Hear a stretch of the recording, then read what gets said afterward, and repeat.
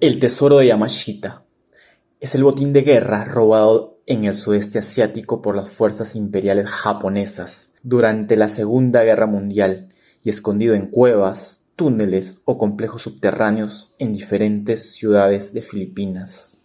Recibió su nombre del general japonés Tomoyuki Yamashita, apodado el Tigre de Malasia, quien logró conquistar Malasia en solo 70 días. Hay relatos que afirman que el tesoro permaneció oculto en Filipinas. Esto ha atraído a cazadores de tesoros de todas partes del mundo durante más de 50 años. El tesoro fue objeto de una demanda compleja que se presentó en un tribunal estatal en Hawái en 1988, que involucraba a un cazador de tesoros filipino, Rogelio Roxas, y al mismísimo expresidente filipino, Ferdinand Marcos. Pero ¿cómo comienza esta historia? Pues en marzo de 1988, un cazador de tesoros filipino llamado Rogelio Roxas presentó una demanda en el estado de Hawái contra el expresidente de Filipinas, Ferdinand Marcos, y su esposa, Imelda Marcos, por robo y abuso contra los derechos humanos. Roxas afirmó que en Baguio, en 1961, conoció al hijo de un ex miembro del ejército japonés, que le trazó un mapa de la ubicación del legendario tesoro de Yamashita. Roxas afirmó que un segundo hombre, que se desempeñó como intérprete de Yamashita durante la Segunda Guerra Mundial, le contó que había visitado una cámara subterránea donde se guardaban depósitos de oro y plata, y que le habló de un Buda de oro mantenido en un convento ubicado cerca de las cámaras subterráneas. Roxas afirmó que en los años siguientes formó un grupo para buscar el tesoro y obtuvo un permiso para tal fin de un pariente de Ferdinand, el juez Pío Marcos.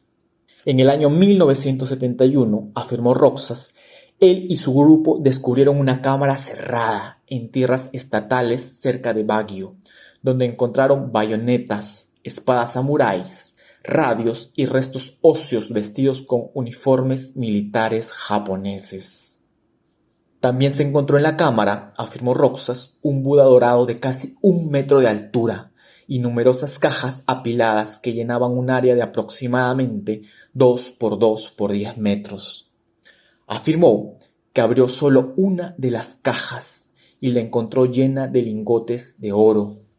Dijo que tomó de las cámaras el Buda de oro y que estimó que pesaba 1 tonelada y una caja con 24 lingotes de oro, y los escondió en su casa. Afirmó que volvió a sellar la cámara para su custodia hasta que pudiera organizar el rescate de las cajas restantes, que sospechaba que también estaban llenas de lingotes de oro. Roxas dijo que vendió 7 de los lingotes de oro de la caja abierta y buscó compradores potenciales para el Buda dorado. 2 personas que representan a posibles compradores examinaron y probaron el metal en el Buda, dijo Roxas, e informaron que estaba hecho de oro sólido de 20 quilates. Fue poco después de esto, afirmó Roxas, que el presidente Ferdinand Marcos se enteró del descubrimiento de Roxas y ordenó que lo arrestaran, lo golpearan y el Buda y el oro restantes fueran incautados. Roxas alegó que en represalia por su campaña vocal para recuperar el Buda y el resto del tesoro que le quitaron, Ferdinand continuó amenazándolo, golpeándolo y finalmente encarcelándolo durante más de 1 año. Después de su liberación, Roxas suspendió sus reclamos contra Marcos hasta que Ferdinand perdió la presidencia en 1986. Pero en 1988, Roxas y Golden Buddha Corporation, que ahora tenían los derechos de propiedad del tesoro que Roxas afirma que le robaron, presentaron una demanda contra Ferdinand y su esposa Imelda en un tribunal estatal de Hawái, en busca de daños y perjuicios por el robo y los abusos de derechos humanos que se cometieron contra Roxas. Roxas murió en vísperas del juicio, pero antes de su muerte dio el testimonio de deposición que luego se usaría como evidencia. En 1966, el patrimonio de Roxas y Golden Buddha Corporation recibieron lo que entonces era el juicio más grande jamás otorgado en la historia: $22.000 millones, que con los intereses aumentaron a $40.5 mil millones. En 1998, la Corte Suprema de Hawái sostuvo que había pruebas suficientes para respaldar la conclusión del jurado de que Roxas encontró el tesoro y que Marcos se lo robó. Sin embargo, el tribunal revocó la indemnización por daños y perjuicios, sosteniendo que la indemnización de $22.000 millones por daños y perjuicios por la cámara llena de oro era demasiado especulativa, ya que no había pruebas de cantidad o calidad, y ordenó una nueva audiencia sobre el valor del Buda de oro y 17 lingotes de oro solamente. Después de varios años más de procedimientos legales, Golden Buddha Corporation obtuvo una sentencia definitiva contra Imelda Marcos en la medida de sus intereses en el patrimonio de Marcos por el monto principal de $13.275.848, y el patrimonio de Roxas obtuvo un juicio favorable de $6 millones sobre el reclamo. Esta demanda finalmente concluyó que Roxas sí encontró un tesoro, y aunque el Tribunal Estatal de Hawái no estaba obligado a determinar si este tesoro en particular era el legendario oro de Yamashita, el testimonio en el que se basó el tribunal para llegar a su conclusión apuntan en esta dirección. Roxas supuestamente estaba siguiendo un mapa del hijo de un soldado japonés. Roxas supuestamente se basó en los consejos proporcionados por el intérprete de Yamashita, y Roxas supuestamente encontró espadas samurái y los esqueletos de soldados japoneses muertos en la Cámara del Tesoro.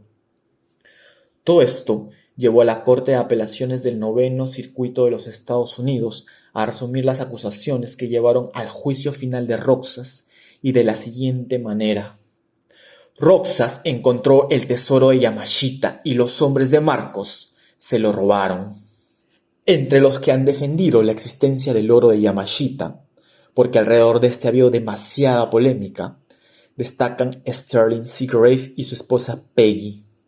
Los Seagrave sostienen que el saqueo, que incluye más de 6.000 toneladas de oro, fue organizado a gran escala por gángsters yakuza como Yoshio Kodama y los niveles más altos de la sociedad japonesa, incluido el mismísimo emperador Hirohito.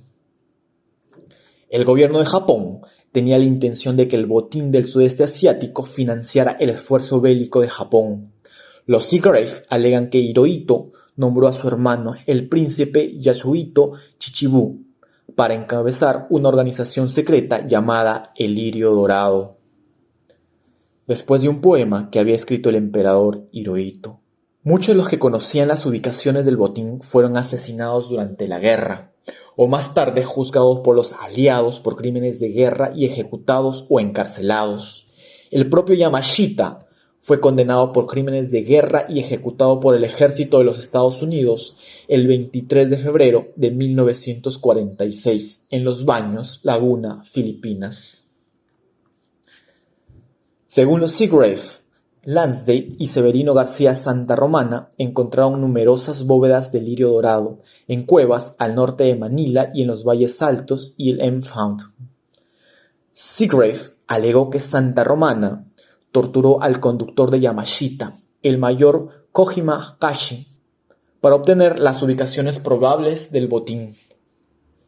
Los Seagrave escribieron que Lansdale voló a Tokio e informó a MacArthur y a su jefe de inteligencia, Charles Willoughby.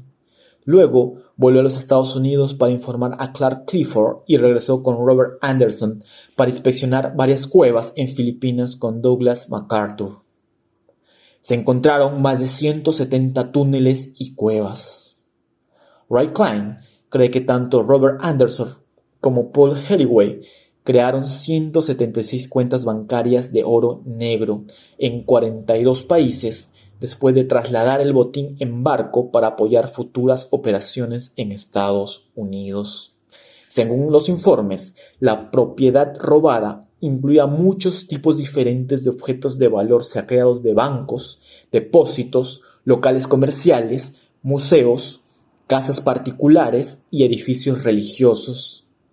El tesoro toma su nombre del general Tomoyuki Yamashita, quien asumió el mando de las fuerzas japonesas en Filipinas en 1944. Según varios relatos, el botín se concentró inicialmente en Singapur y luego se transportó a Filipinas. Los japoneses esperaban enviar el tesoro desde Filipinas a las islas de origen japonés después de que terminara la guerra.